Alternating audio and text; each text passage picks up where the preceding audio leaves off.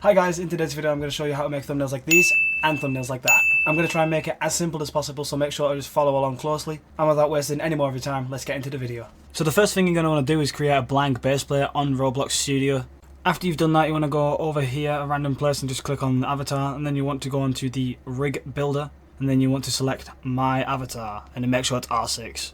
Once you've done that, make sure you find your rig in the Explore, and then you're going to want to right click and then click save/export, and then you want to click export selection and just save it somewhere safe on your PC. Now once you've done that, you want to do the exact same thing, but you want to do it for the individual accessories which is in your rigs, and then if you have multiple accessories you have to do it for each of those individually. Okay, now once you've done that, just click the top link in the description and download Roblox starter rigs. You need this for Blender, obviously, to animate your character. The best thing about this is it is actually completely free. They ask for a tip, but you don't need to give them one. You can actually just download it, and once you do that, you're on the contents page. You're just going to want to click download all. Right, now you want to go to edit and then preferences and then click on add-ons. Click this little drop down button in the corner and click install, and then you want to look for the folder that you've just downloaded to your PC and then select it.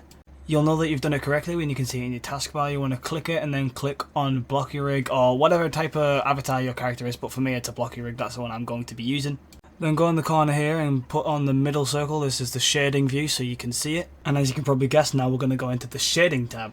You're going to want to go into this little thing here, and you're going to want to click the X right there, and then you're going to click open and find the file of your avatar. And now would you look at that, we've got our beautiful little avatar, but obviously in my case it's missing the accessories, so let's quickly add that. So what you're going to want to do is click file, then import, and then OBJ, and then you want to find the file of the accessory that you're trying to add. So for me, I'm going to add my glasses first, and as you can see, if we add them right here, and then, right, and now you're probably thinking, well, where are they? They're not there. Well, don't worry, all you've got to do is right click, and then click set origin, and then click geometry to origin. And as you can see, now we've got our glasses. Now obviously this is the easier part of just moving it into place. As you can see, it is pretty simple. Now I'm going to do the exact same for all my other accessories, and I'll be back after I've done that. Hey you! Yeah, I'm talking to you. What are you doing? I know you've watched this far in the video and you haven't clicked subscribe yet. Come on, hit that subscribe button. It's completely free and it supports me a ton, and while you're at it, you might as well drop a like. Anyway, let's get back to the video. Okay, now I'm back. As you can see, I've added a little prop as well because I'm going to do this specifically for my thumbnail. It'll make sense afterwards. All you got to do here is click object mode and then change to pose mode, and now you can select the bones and move them exactly how you want to. Now I'm going to pose it exactly how I want to. I'm just going to speed it up so it doesn't bore you guys.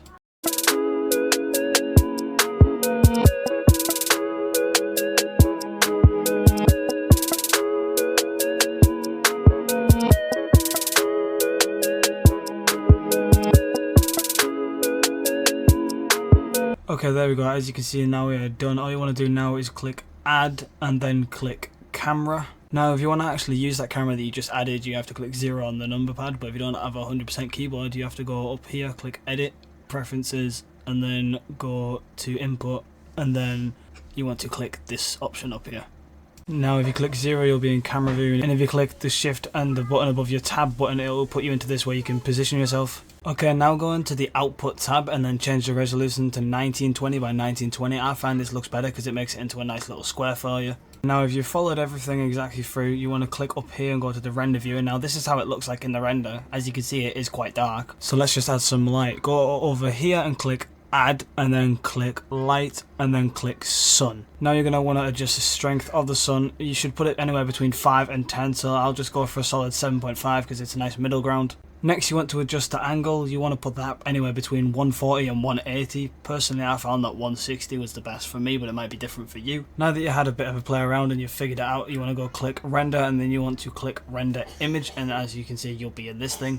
Once you're here, it is quite simple as just clicking image and then clicking save image as. Once you've got the image saved, go on this website for up here. Unless you have Photoshop, then use that, but if you don't, use this. The link will be in the description as well. And then you want to open up the image that you just created. Now we're going to add some little tweaks. As you can see, we'll click hue and saturation. You don't want to mess about with the hue because, as you can see, it just messes up the color, to be honest. The really key thing is saturation, because most YouTube thumbnails have bright popping colors, so you want to kind of follow along with that.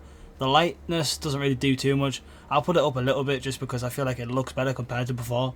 This is the finalized picture that I came up with, and as you know, on screen here's the 2 thumbnails I actually created with this method. But yeah, I hope this actually helped you guys out, and if it did, don't forget to like and subscribe and leave a comment. Let me know what type of videos you want to see in the future. Anyway, hope you guys have a great day.